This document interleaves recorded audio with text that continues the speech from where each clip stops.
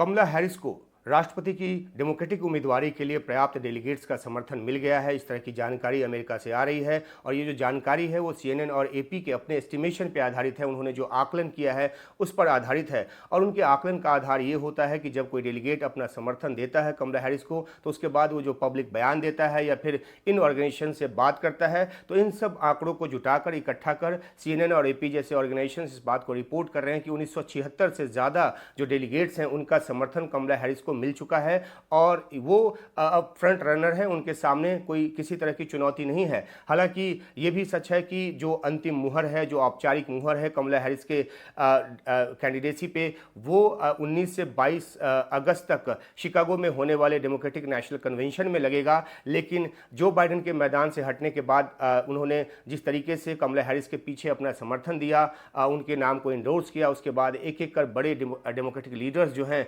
उन्होंने समर्थन देना शुरू किया।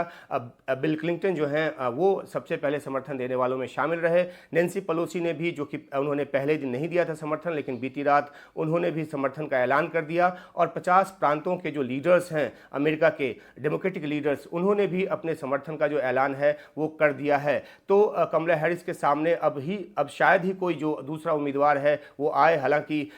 ये तब तक इंतजार करना होगा जब तक औपचारिक रूप से उनके नाम पर मुहर नहीं लग जाती और उसके लिए 19 से 22 अगस्त का इंतजार करना पड़ेगा। एक और अहम जानकारी यह है कि 24 घंटे के भीतर, अपने नाम के सामने आने के 24 घंटे के भीतर कमला हैरिस